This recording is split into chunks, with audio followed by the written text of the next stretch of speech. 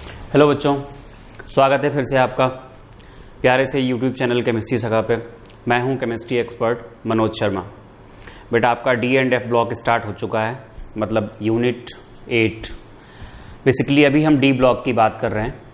एक video lecture आपको दिया जा चुका है जिसमें हम लोगों ने इंट्रोडक्शन पढ़ा था केवल, मतलब डी ब्लॉक एलिमेंट्स कौन से हैं, ट्रांजिशन एलिमेंट्स कौन से हैं, कहाँ पर रखा गया है, इनकी पोजीशन क्या है, डी ब्लॉक यानी ट्रांजिशन और रिप्रेजेंटेटिव में क्या डिफरेंस है, डी ब्लॉक और ट्रांजिशन में क्या डिफरेंस है। ये बहुत सारी बातें हम लोगों ने डिस्कस की थी। अब हम इनकी प्रॉपर्टीज़ को डिस्कस करना शुरू कर रहे हैं। तो बेटा प्रॉपर्टीज़ में ऑलमोस्ट सारी प्रॉपर्टीज़ इलेक्ट्रॉनिक कॉन्फ़िगरेशन पर बेस्ड होंगी और इलेक्ट्रॉनिक कॉन्फ़िगरेशन आपको ऑलरेडी बता दिया गया है यहाँ पे। तो फिर भी चलिए इलेक्ट्रॉनिक कॉन्फ़िगरेशन के बारे में आप चाहें 2-4 लाइनें लिख लें, उसके बाद हम आगे बात करते हैं प्रॉपर्टीज़ की। तो आपने हेडिंग डाली होगी properties of D block elements, और फिजिकल केमिकल जो भी हैं उनको साथ में ही लेकर के चलेंगे। जो ऑक्सीडेशन स्टेट होती है वो केमिकल प्रॉपर्टीज़ में आती है, बट हम साथ में ही ले लेंगे सबको। ज़्यादा केमिकल प्रॉपर्टीज इस तरीके से पढ़नी नहीं है कि हाइड्रोजन के साथ रिएक्शन करेंगे तो क्या बनाएंगे, हेलोजन के साथ रिएक्शन करेंगे तो क्या बनाएंगे। थोड़ा अलग तरीके से ही यहाँ पर पढ़ना है। जैसे पी ब्लॉक हम लोग ग्रुप वाइज स्टडी करते थे, पी ब्लॉक में नीचे की तरफ। यहाँ पर जो हम स्टडी करते हैं वो एक सीरीज की करते हैं, और जो 3D सीरीज है मींस स्कैंडियम टाइटेनियम से लेकर के जिंक तक, वो हमें पढ़नी है, उनकी प्रॉपर्टीज पढ़नी है पूरी। तो प्रॉपर्टीज में सबसे पहले आप डाल लीजिए हेडिंग इलेक्ट्रॉनिक कॉन्फ़िगरेशन। आपको पता है पहले से ही, आप लिखेंगे general formula of electronic configuration is, क्या होता है, n-1 डी में 1 से लेकर 10 तक, और n के s में 1 से लेकर 2 तक, मतलब या तो 1 होगा या फिर 2 होंगे। ये इलेक्ट्रॉनिक कॉन्फ़िगरेशन का जनरल फार्मूला होता है। अच्छा, एक चीज और होती है, कई बार आप देखोगे कि NS1 क्यों हो गया, मतलब बेसिकली NS, जैसे आप जब 3D सीरीज में जाते हो तो 4s पहले भरा जाता है और फिर 3D भरा जाता है, राइट। पहले 4s2 और फिर 3D में इलेक्ट्रॉन 4s2 हो जाता है, तब 3D में जाते हैं। लेकिन फिर 4s1 क्यों हो रहा है कुछ जगह पे, उसके जो रीजंस हैं या कुछ एक्सेप्शंस जो हैं, जो एग्जांपल्स हैं, कॉपर है, क्रोमियम है, वो आपके पढ़े हुए हैं 11th क्लास में। वो कुछ हाफ फील्ड वाला आपको बताया था कि एक्सचेंज एनर्जी वाला होता है, हाफ फील्ड वाला होता है, वो सारी चीज़ें आपको पढ़ाई जा चुकी हैं वहाँ पर 11th में। तो वहाँ से आप सीखिएगा। मैं आपको बता देता हूँ 2 जगह पर क्या है। जैसे क्रोमियम जो होता है, क्रोमियम में 24 होते हैं। जब आप इसका इलेक्ट्रॉनिक कॉन्फ़िगरेशन करोगे तो अबाउ रूल के according 1s2, 2s2, 2p6, 3s2, 3p6, 4s2, 3d4 ये होना चाहिए था, लेकिन ये ना हो करके क्या होता है, यहां पर होता है 4s1 और 3d5। एक तो ये होता है 3D सीरीज में केवल हम ले रहे हैं। और क्रोमियम के अलावा अगर हम बात करें कॉपर की तो 29 होता है। तो यहां पर 1s2, 2s2, 2p6, 3s2, 3p6, 4s2 और 3d10 ये होना चाहिए था।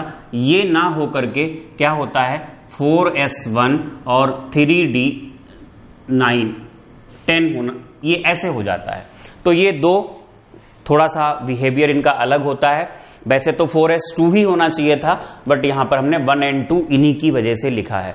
तो एक जनरल तरीके से जो इलेक्ट्रॉनिक कॉन्फ़िगरेशन करते थे उसमें थोड़ा सा जो चेंज होता है, मतलब जो जनरलाइजेशन है उससे अलग हटते हैं।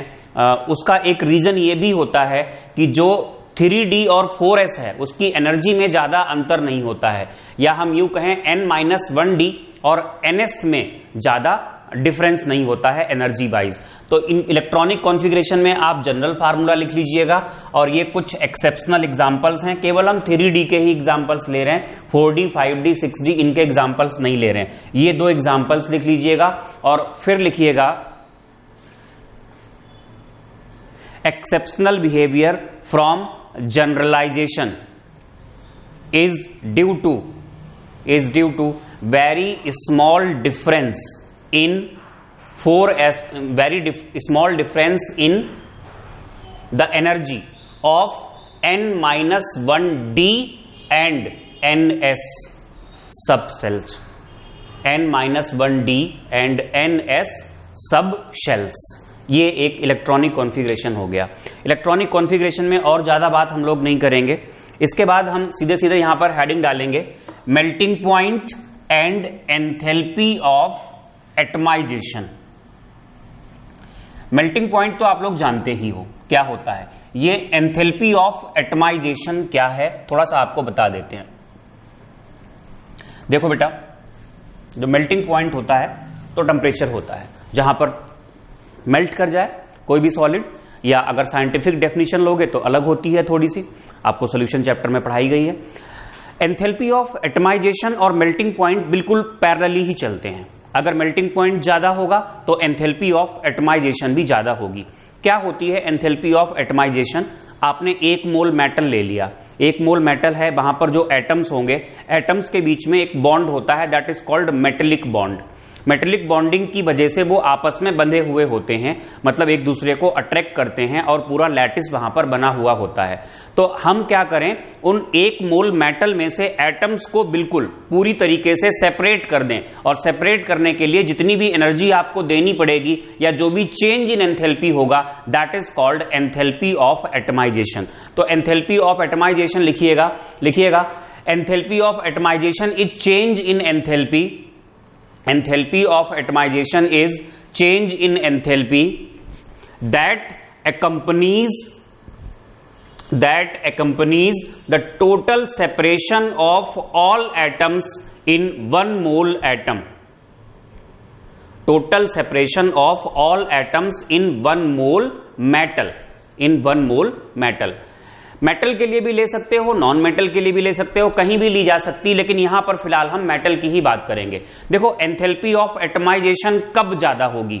जब पार्टिकल्स के बीच में जो फोर्स ऑफ अट्रैक्शन है, एटम्स के बीच में जो फोर्स ऑफ अट्रैक्शन है, क्या है? Metallic bond. अगर मेटेलिक बॉन्ड की स्ट्रेंथ ज्यादा होगी तो एंथैल्पी ऑफ एटमाइजेशन ज्यादा होगी, और बिल्कुल यही फैक्टर वहां पर काम करेगा मेल्टिंग पॉइंट में।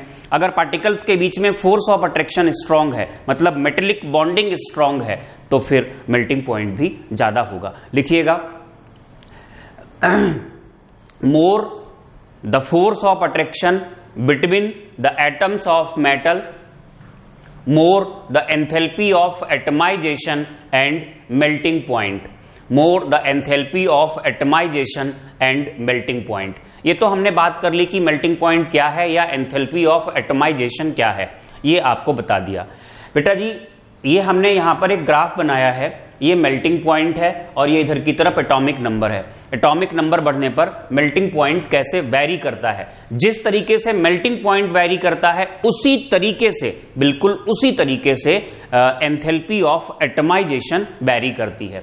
ध्यान देना, सबसे पहले हम 3D सीरीज की बात करेंगे। ये जो ग्राफ सबसे नीचे वाला है ये 3D सीरीज का है, उसके ऊपर ये 4D सीरीज का है और उसके ऊपर ये 5D सीरीज का है। तो आपने हेडिंग डाली होगी, सेकेंड प्रॉपर्टी पढ़नी हमने स्टार्ट की है डी ब्लॉक एलिमेंट्स की, और उस प्रॉपर्टी का नाम क्या है? Melting point and enthalpy of atomization.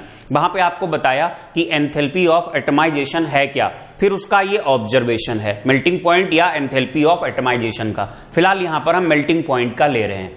तो बेटा जी देखिएगा, ऑब्जर्वेशन में आप बिल्कुल एग्जैक्टली यही ग्राफ बनाएंगे। यहां से अगर आपको बहुत क्लियरली आप नहीं बना पा रहे हैं तो आप बुक यूज कर सकते हो, एनसीईआरटी में भी ये डायग्राम दिया हुआ है, वहां से भी आप बना सकते हो। डायग्राम बनाने को नहीं आएगा लेकिन समझने के लिए जरूरी है। टाइटेनियम के बाद वेनेडियम, मेल्टिंग पॉइंट बढ़ता है, क्रोमियम बढ़ता है। आप यूं मान के चलिए कि मेल्टिंग पॉइंट बढ़ता है till the mid of series. हालांकि मैग्नीज तक बढ़ना चाहिए था अगर हम till the middle of series कहते हैं, till the middle of series, फिर भी चलिए मान के चलते हैं till the middle of series बढ़ता है और उसके बाद ये घटना शुरू हो जाता है और लास्ट तक घटता है, और ऐसा हर सीरीज में होता है। पहला ऑब्जर्वेशन तो ये हो गया। दूसरा ऑब्जर्वेशन 3D सीरीज वालों से 4D सीरीज वालों का ज्यादा होता है और 4D सीरीज वालों से 5D सीरीज वालों का ज्यादा होता है। तो ये दो ऑब्जर्वेशंस हैं जिनको हम लोगों को एक्सप्लेन करना है। तो आप ऑब्जर्वेशंस में लिखिएगा melting point increases till the mid of series and then decreases. Melting point increases till the middle of series and then decreases. एक तो ये ऑब्जर्वेशन हो गया, और साथ में फिर लिख दीजिए आप melting point for the different serieses, melting point varies, कैसे वेरी करता है, 3D से 4D, 4D से 5D, 6D के बारे में ज्यादा कुछ नहीं पढ़ा जाता है, इस तरीके से वेरी करता है। और फिर आप नई लाइन से लिखिएगा, these observations can be explained by metallic bonding. इनको हम मेटेलिक बॉन्डिंग से एक्सप्लेन कर सकते हैं। देखिए यहीं पे मेटेलिक बॉन्डिंग, मेटेलिक बॉन्डिंग होती क्या है बेटा, थोड़ा सा आइडिया आपको हम देंगे। हाँ, हर मेटल की टेंडेंसी होती है कि वो कुछ इलेक्ट्रॉन्स को लूज कर देता है। लूज करने का मतलब ये नहीं हुआ कि उसने इलेक्ट्रॉन्स को अपने लैटिस से बाहर निकाल दिया। ये जो इलेक्ट्रॉन्स हैं ये लैटिस के अंदर ही हैं, और ये M पॉजिटिव, ये M पॉजिटिव जो बनता है इसको हम कर्नेल कहते हैं। ठीक है बेटा, अब क्या होता है, इस तरीके से यहां पर क्या होगा, ये जो पॉजिटिव एटम्स हैं हमने किसी भी तरीके से अरेंज कर दिया, हालांकि जो पार्टिकल्स का अरेंजमेंट होता है वो किसी ना किसी पैटर्न को फॉलो करता है।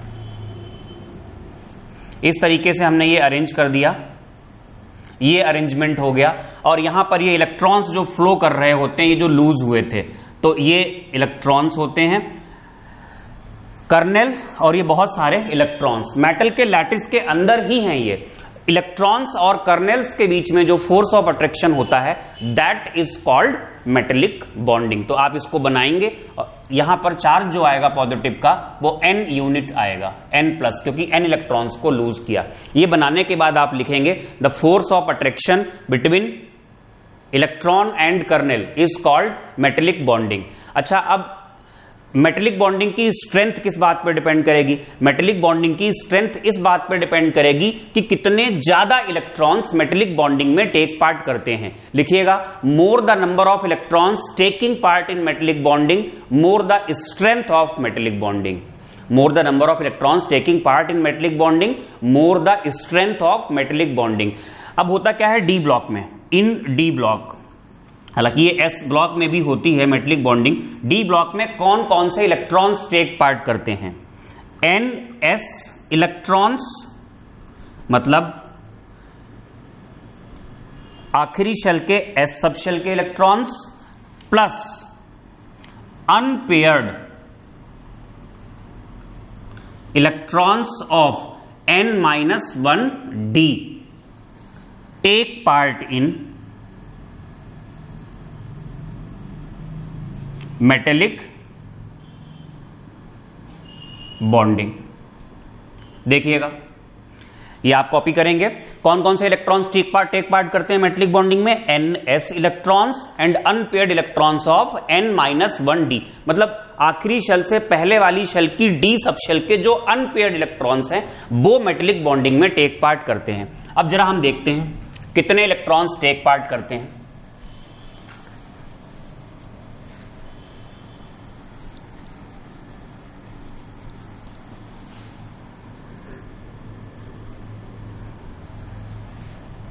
देखो बेटा, स्कैंडियम से अगर हम स्टार्टिंग करें, स्कैंडियम में 21 होता है, बाकी आप दुनियादारी छोड़िए, लास्ट में क्या आएगी स्थिति, 3D1 और ये NS2 होगा। स्कैंडियम के बाद आप आगे बढ़ेंगे टाइटेनियम, जहां पर 22 होता है, ये 3D2 और 4 ले लो सीधे सीधे, 4S2 है, यहां पर भी 4S2 है। स्कैंडियम टाइटेनियम के बाद वेनेडियम में 23, 3D3, 4S2। क्रोमियम आता है 24, जहां पर थोड़ा सा इलेक्ट्रॉनिक कॉन्फ़िगरेशन में जनरलाइजेशन से अलग ऑब्जर्वेशन है, 3D5, 4S1। और क्रोमियम के बाद फिर आता है मैग्नीज, जहां पर 25 है, ये 3D5 और 4S2 होता है। और फिर आता है आयरन, आयरन में 26 यानी 3D6 और 4S2 होगा। फिर आएगा कोबाल्ट, फिर आएगा निकिल, फिर आएगा कॉपर और जिंक। कितने इलेक्ट्रॉन्स टेक पार्ट कर रहे हैं, नंबर ऑफ इलेक्ट्रॉन्स की अगर हम बात करें, ns कितने हो गए 2, और अनपेयर्ड ऑफ d तो कितने हो गए टोटल 3 इलेक्ट्रॉन।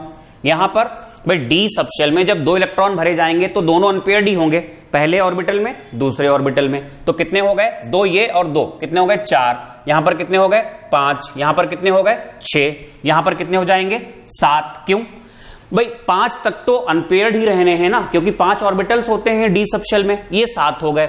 यहां पर जब आप आओगे तो कितने हो गए 2 ये हो गए।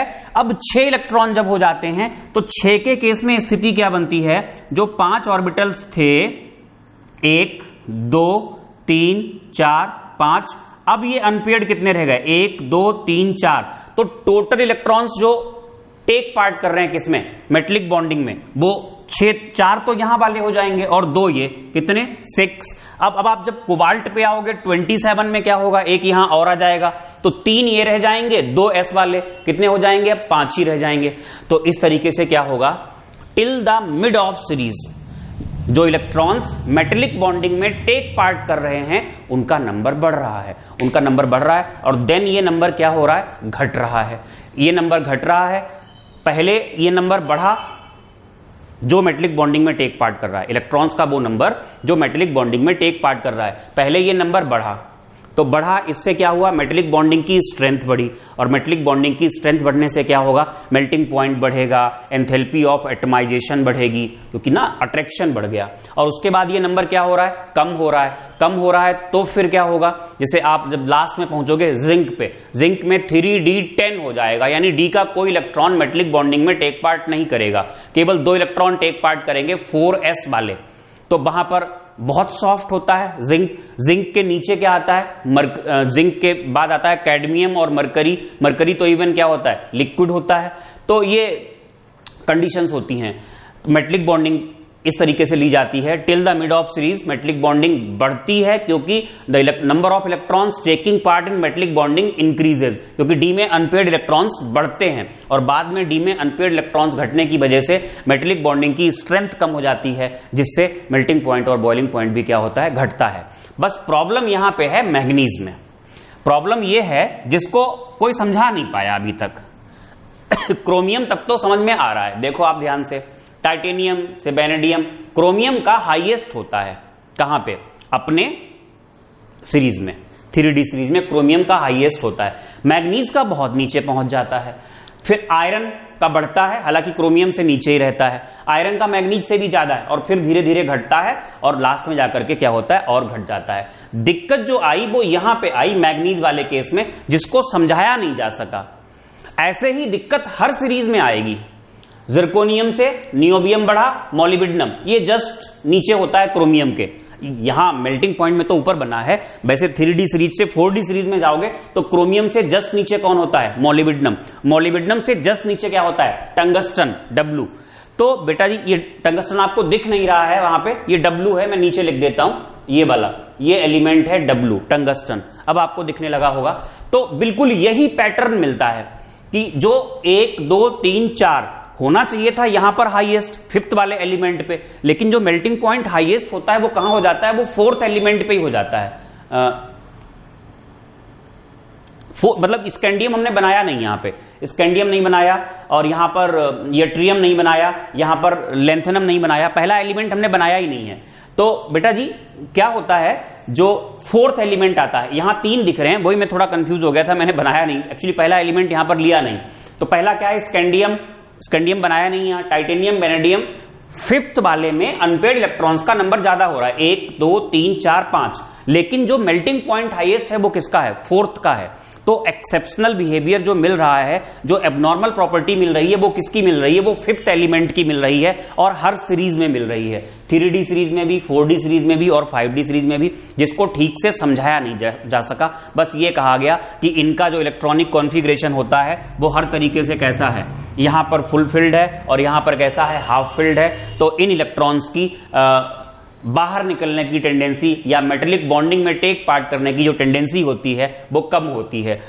तो फिर यहां से फिर क्वेश्चन ये दिमाग में उठता है, भैया ये हाफ फिल्ड है तो ये कौन सा वाला फील्ड है, ये भी तो हाफ फिल्ड है, यहां पर भी यही होना चाहिए था, लेकिन यहां पर ऐसा नहीं हुआ और यहां पर वही लॉजिक लगा दिया। लेकिन केमिस्ट्री में होता क्या ना, केमिस्ट्री में सबसे बड़ी प्रॉब्लम ही यही होती है कि जो हमें एक्सप्लेनेशन देने होते हैं वो ऑब्जर्वेशन के अकॉर्डिंग देने होते हैं। जहां पर जैसा ऑब्जर्वेशन उसको समझाने के लिए फिर वही हाइपोथेसिस दी जाती है और जो सबसे ज्यादा एक्सेप्टेबल होती है उसी को हमें मानना पड़ता है।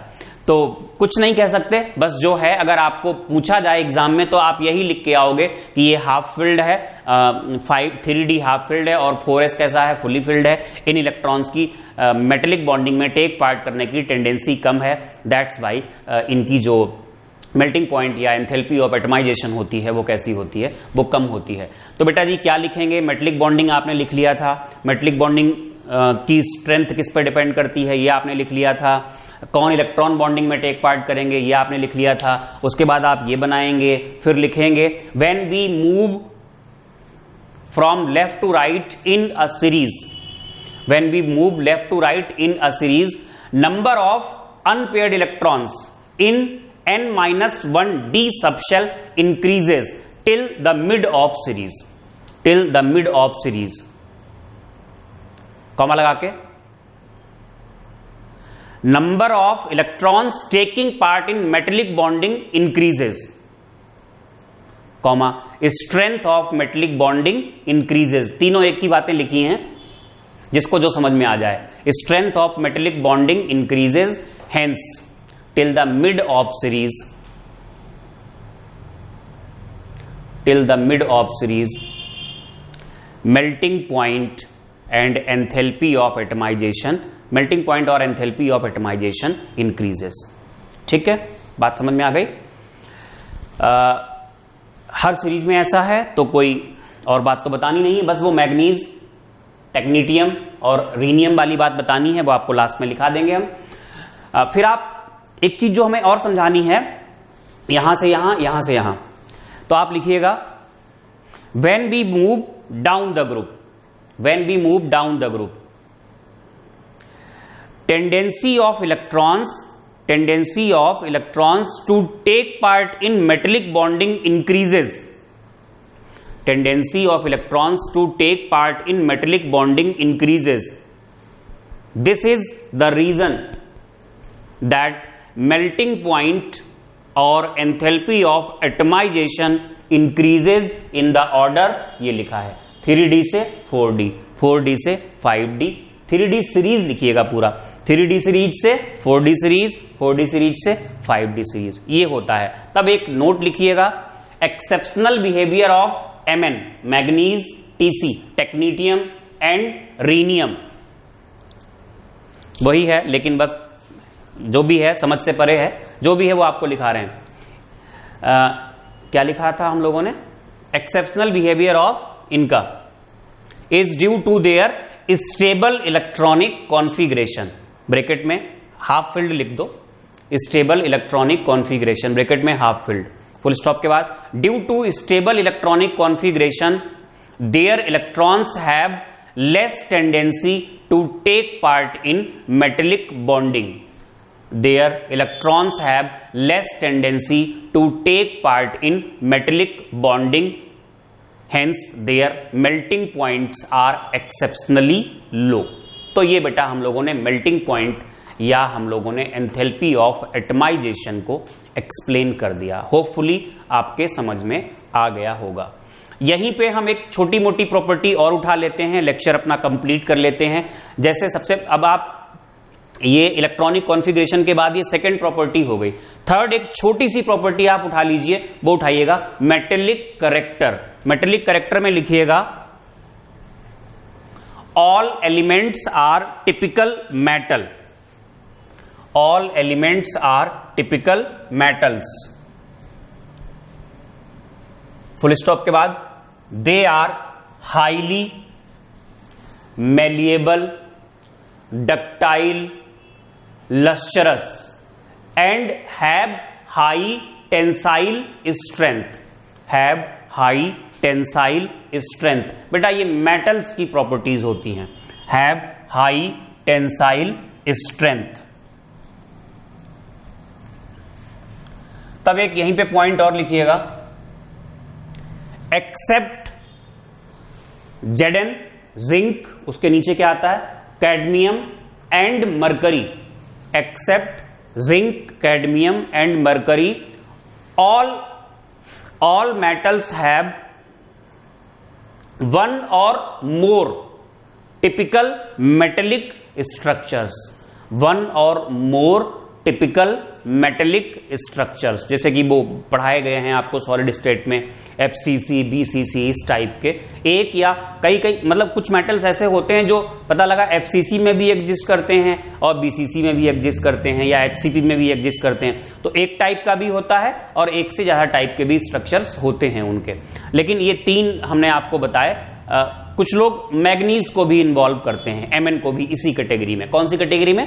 जिंक, कैडमियम और मरकरी वाली में। हाँ, आपको एक बात लिखनी है, मरकरी इज लिक्विड, ये मेटेलिक कैरेक्टर्स शो नहीं करता है, मतलब सॉलिड, लस्टरस, डक्टाइल, मेलिएबल, ये सारी बातें कैसे मिल पाएंगी जब लिक्विड है। तो एक तो ये प्रॉपर्टी हमने लिख ली। नेक्स्ट आप एक और डाल लो, फोर्थ प्रॉपर्टी, यहीं पे खत्म कर लेते हैं, डेंसिटी। डेंसिटी में लिखिएगा, बस दो चार बातें लिखने की हैं, ज्यादा समझने का कुछ नहीं है यहां पे। डेंसिटी में लिखेंगे, as we move along a transition series from left to right, as we move along a transition series from left to right, the density increases, full stop के बाद the last element is exception having large atomic volume,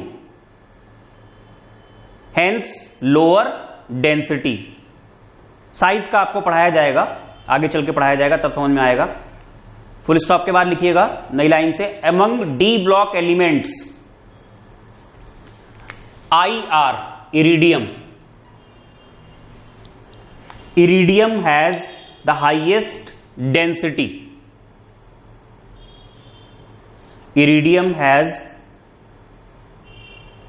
the highest density, और ये होती है 22.61 gram per centimetre cube. And scandium has lowest density 3.43, यही unit.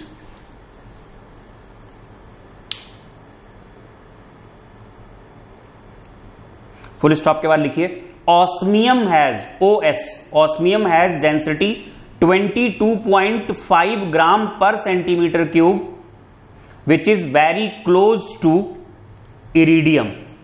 और ये बात आपको पता होगी, जो यहां पे टंगस्टन होता है उसका मेल्टिंग पॉइंट सबसे ज्यादा होता है और ये हार्डेस्ट होता है, यही वजह होती है। टंगस्टन का मेल्टिंग पॉइंट सबसे ज्यादा होने की वजह से ही टंगस्टन फिलामेंट्स को यूज किया जाता है बल्ब्स में।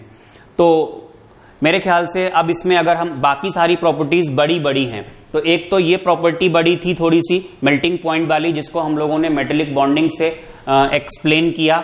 बाकी ये दो तीन प्रॉपर्टीज जो आपको बताई थी, इलेक्ट्रॉनिक कॉन्फ़िगरेशन है, इलेक्ट्रॉनिक कॉन्फ़िगरेशन का तो बहुत जगह रोल आएगा, अभी जब आप साइज पढ़ोगे वहां पर भी रोल आएगा। साइज एक बहुत बड़ी प्रॉपर्टी है। ऑक्सीडेशन स्टेट है, वो भी, उसमें भी कई पॉइंट्स हमें लिखने होते हैं, तो साइज और ऑक्सीडेशन स्टेट को एक में शामिल कर लेंगे। एक दो लेक्चर हार्डली और आएंगे, इनकी प्रॉपर्टीज सारी की सारी दो लेक्चर में खत्म हो जाएंगी जो प्रॉपर्टीज पढ़नी है। और उसके बाद कंपाउंड्स, एक लेक्चर में KMnO4 और एक लेक्चर में K2Cr2O7। तो दो लेक्चर ये हो गए आज वाला मिला के, दो और आएंगे प्रॉपर्टीज के लिए। कितने हो गए? 4 और 2, 6 लेक्चर में ये डी ब्लॉक खत्म हो जाएगा। और सारे लेक्चर्स आधे आधे घंटे के ही होंगे, मतलब 3 घंटे में आप चैप्टर खत्म कर रहे हो पूरा समझते हुए बढ़िया से। तो बहुत बड़ी बात है ये, 3 घंटे में आप चैप्टर खत्म कर रहे हो और सारी चीजें आप शामिल भी कर रहे हो। तो होपफुली आपको ये समझ में आया होगा, आपने एंजॉय किया होगा, आपने प्रॉपरली नोट्स बनाए होंगे, जैसे आपको बताया है वैसे आपने नोट्स बनाए होंगे। अगर उस तरीके से आपने किए हैं तो आपको कोई दिक्कत नहीं होने वाली है, काफ़ी अच्छे से आपका तैयार होने वाला है। तो प्लीज़ वीडियो को लाइक कीजिएगा, शेयर कीजिएगा और चैनल को सब्सक्राइब कीजिएगा। Thank you for watching.